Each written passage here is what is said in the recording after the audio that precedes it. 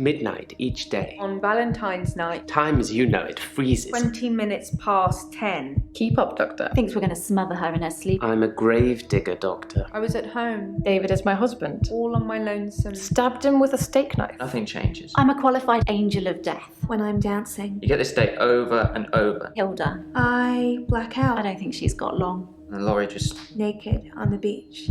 Hannah. Is that it for today? David hunts, I can change my skin. then skins. Doctor Dekker dated his patients. I had a hot date. We went out for drinks. I took photos of someone else in my act.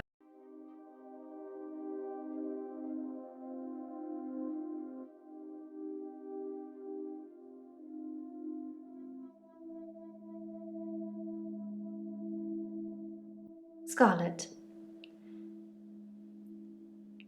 I haven't been in since he died. Since Doctor Dekker died.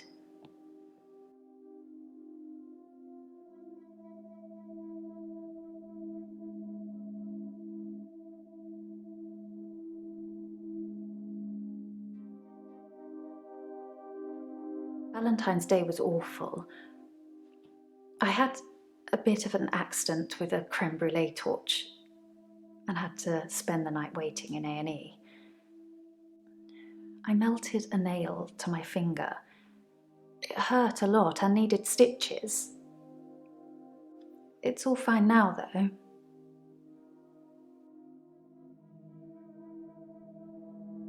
He was a complicated man, as I suppose most people are. His external persona didn't match what he dreamed about.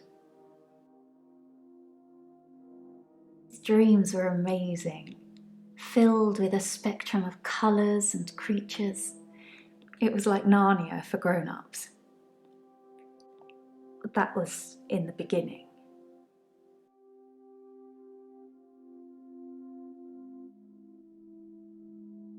I'm a dreamwalker.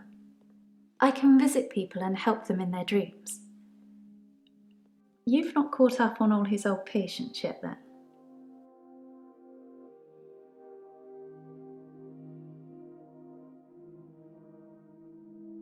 It's something I've been able to do since I was little. I was born an identical twin, and my sister and I shared dreams. We just thought it was normal. When our younger brother started having night terrors, we helped him. I just need to know the person, a little, and know they're dreaming. Then I can sort of jump into them.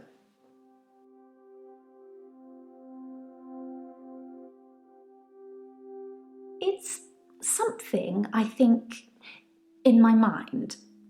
Firstly, I need to sleep myself. I'm constantly tired, so I can pretty much sleep on demand.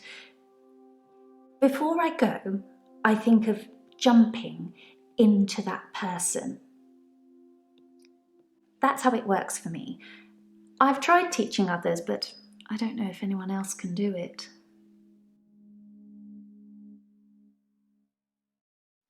I don't know. Lots of people. Whenever I get close enough to tell somebody about it, the first thing they want to do is try it out or have me visit their dreams. That's kind of why I'm here. Relationships.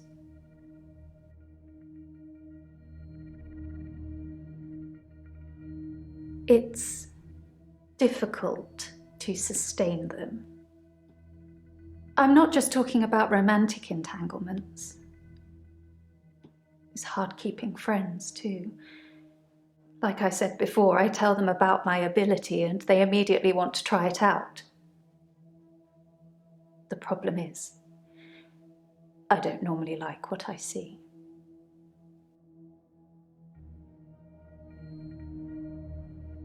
He's dead now, so I suppose it won't affect him if I admit that. So yes, I was. Not near the end though. Not when his dreams started changing. Like I said, my ability ruins relationships. Who told you? Jaya?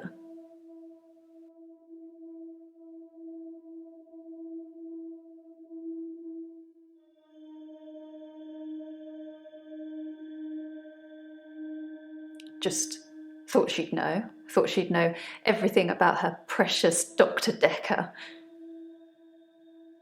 Sorry, we didn't speak that much. But she was a lot like the other woman. So much control over someone who was supposed to be her superior.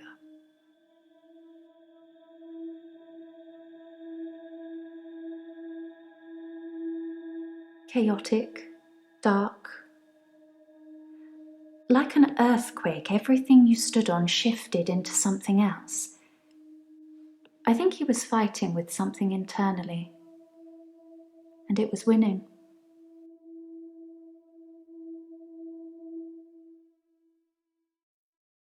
I don't know.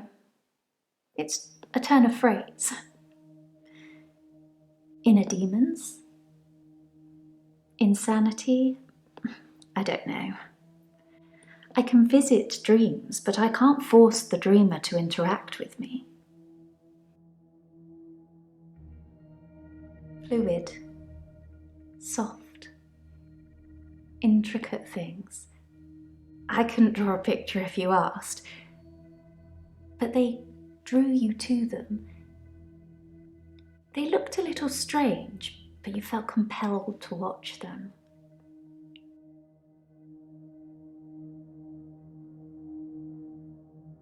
I think people try to show off. Firstly, they're a bit shocked if I turn up in their dream. But when they're comfortable with that, they start to put on a show. But most people can't control their dreams, so they tend to turn into nightmares pretty quickly. Oh look, I'm dreaming of a giant Stay Puft Marshmallow Man. Oh, why is it destroying New York?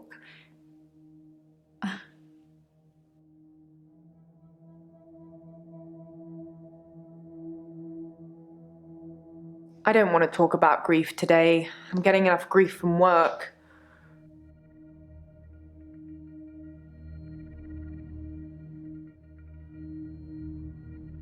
I don't know if you know, but Professor Alderby used to be my professor. He teaches history and psychology, amongst other things. I know it's not technically work, but he asked if I would allow him to have the video footage of his sessions with Dr. Dekker. Dr. Dekker wanted to be removed from all of the videos, so it's jump cut after jump cut, but I'm sure you've already noticed that. I didn't think you'd mind, since it wasn't your case anyway.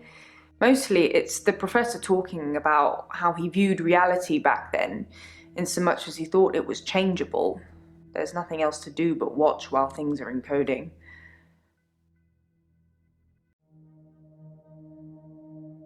Psychokinetics, remember? Cult of the Kinetic Mind? Professor Alderby said it was recommended reading to help psychiatrists in their frontline battle with insanity, he likes to call it. Professor Alderby saw the relationship between psychiatrist and patient as a winnable battle. The patient must be cured by removing their psychokinetic ability, if present, either by telling them it doesn't exist or by using another psychokinetic ability to negate it. It's a long time ago, I can't remember all of it. There was a specific example. I don't take sleeping tablets, never have. I'm not allowed to prescribe either. Dr. Dekker had me try to forge his signature once, but I was woeful. Some people would say Dr. Dekker had a bit of a drinking problem. It got worse and then it got better when his confidence turned up. I think it was the stress of dealing with the new patients. I like the odd tipple. I've been known to drink, not as much at the moment, not as much as Dr. Dekker did. He kept at least one bottle in his desk drawer at all times. You can't imagine the amount of times I wanted to sneak in and have some. I suppose it's possible that somebody spiked his drink. Most people probably knew he had a bottle in his desk. Wouldn't have been that hard to empty out some capsules into it. Maybe the police should get fingerprints? I'll go and suggest it. Make sure nobody touches the bottle in the meantime. If someone tells you they can fly, you tell them you control air currents and that from now on they won't be allowed to use them. This would normally stimulate the brain in such a way that the patient stopped thinking they could fly. The main danger as the therapist is believing that you can control air currents.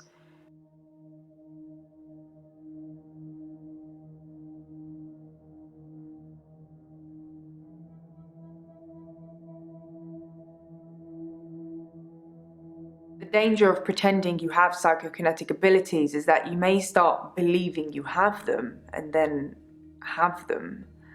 It's the paradox of the cure. Dr. Dekker loved paradoxes. His favourite was the grandfather paradox. If you can travel back in time and kill your grandfather, then you cannot be born. But if you cannot be born, then you cannot kill your grandfather.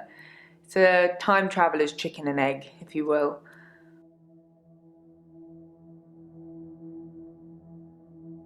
I have no idea. Maybe he was an undercover secret agent. Maybe he was getting more annoying as time progressed. You're not, though. You're lovely. Is this a good time to ask for a raise?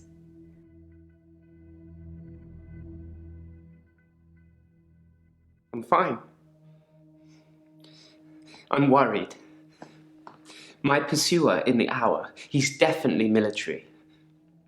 I've developed a new skill to deal with him.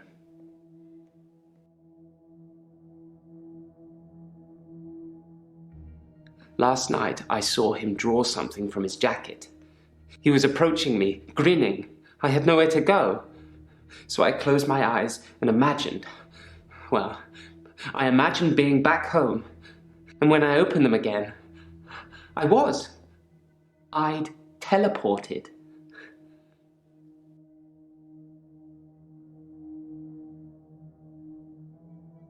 My other doctor had prescribed me sleeping pills before I came to see Dr. Dekker. I think they were called temazepam. I never took them.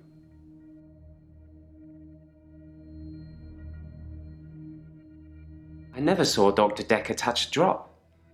Doesn't mean it wasn't going on behind closed doors, though, does it?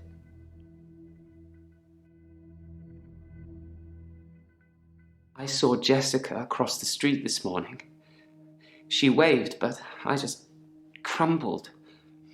Ever since I took those photos, I haven't been able to face her. Do you think I should tell her about the photos, Doctor? I didn't think I should either. She'd hate me forever. Maybe when she next waves, I'll at least wave back. Work is fine. If anything, I've been falling behind again. I think it's the stress of not being alone in the midnight hour anymore.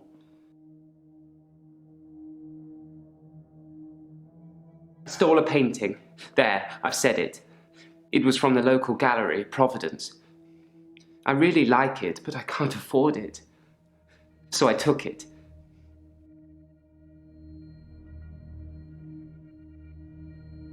It's just that one thing, just the painting I've stolen recently. I think my new pursuer is unraveling me. Is it okay to steal things, Doctor, if I really like them? I thought you'd say that. I will do my best to refrain from it, but I can't promise anything.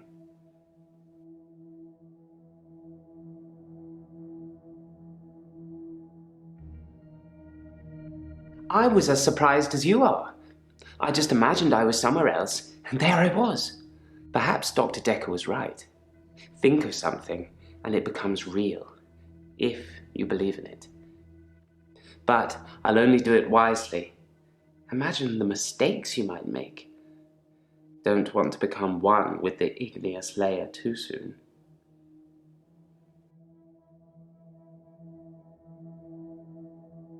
There's no lake house today, sorry. David's not doing very well. He's caused a problem with the girl. I need to do something.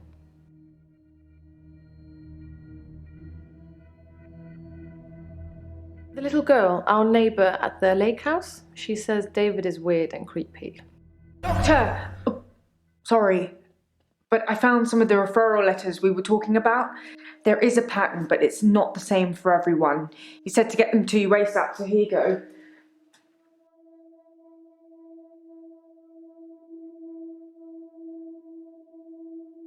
David has been hunting and skinning again. But from the look of the torso, he caught a domestic cat. I'm being generous. It was definitely a cat. I spoke to David about it, but I have no idea if he can comprehend me or not. He just grunts at me. He doesn't even smile anymore. Not at all. Yes, sorry. I left out an important detail. The girl, Anushka, she was crying because her cat had gone missing, and she thinks that David killed it. Doctor, I'm worried.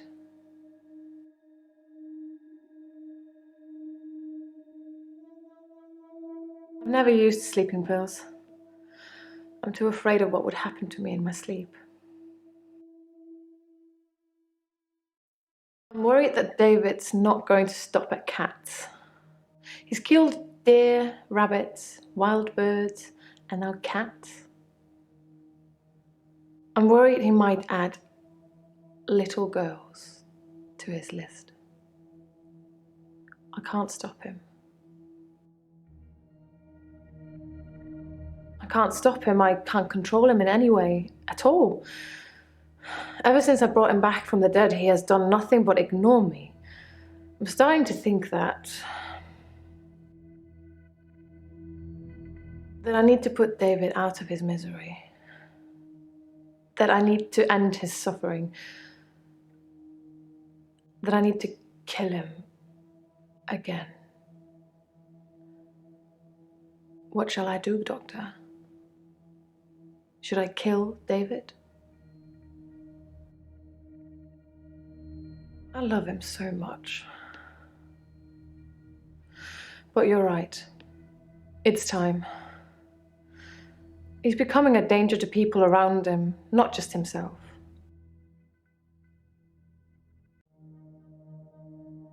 I never talked to Bryce, but I did talk to Iris. She didn't want to at first. She blames me for David's death, but as we both know, that's not a thing. Anyway, she said she was never locked up in any basement and had never heard of any Doctor Dekker. So it's, as I first suspected, a lie. You didn't make all of that up so I'd talk to Iris again, did you?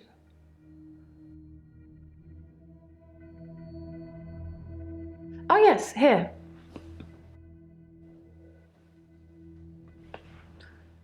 From a few weeks ago.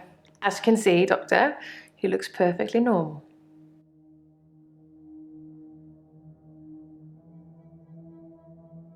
Then Mr. Bryce seems to have a few more issues than me. Perhaps you should ask him about that.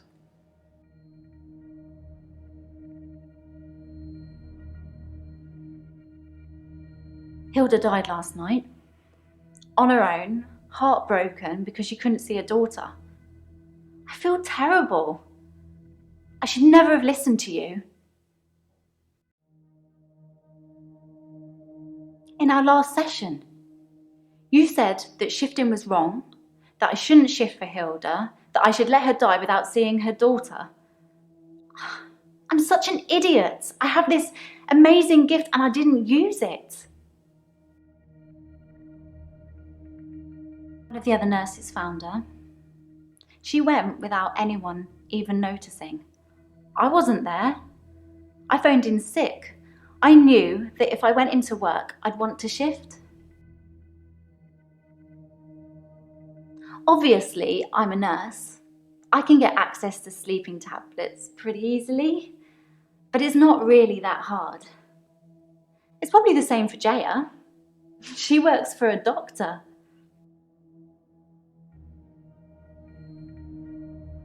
I think of Dr. Dekker every time one of my patients dies. It makes me remember how he didn't care about his mum. He was a good therapist. He was a lousy son.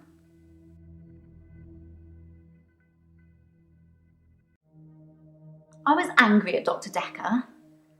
Hilda's daughter, she's in Australia, so fair enough, maybe she really couldn't get over to see her. But Dr. Dekker's mum was dying literally on the other side of town and he just couldn't be bothered. I shifted for her, but in a way I wish I hadn't, because it let Dr. Dekker off the hook, you know? I didn't realise how little he cared until I told him the news. I don't know if he was an alcoholic or anything, but Dr. Dekker seemed to like a drink. He was drinking the day he died. Well, we both were, actually. It must be very stressful being a therapist. Do you find it stressful, Doctor? I can tell just by looking at you. This job has really taken its toll on you. Jaya seems really nice. I don't know why she'd want to work in a place like this.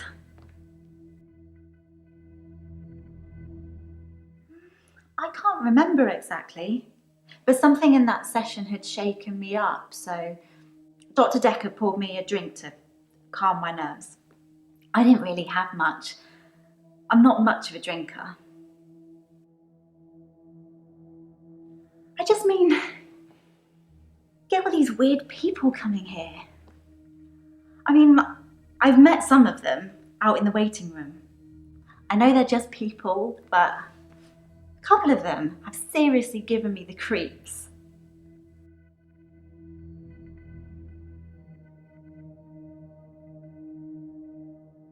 She's a slightly older one, isn't she? Always well dressed? Yes, her. I'm pretty good at picking up on people's energy, and hers is cold. Actually, I think I sort of know her. Claire Castleford, isn't it? Apparently, she attacked her husband or something.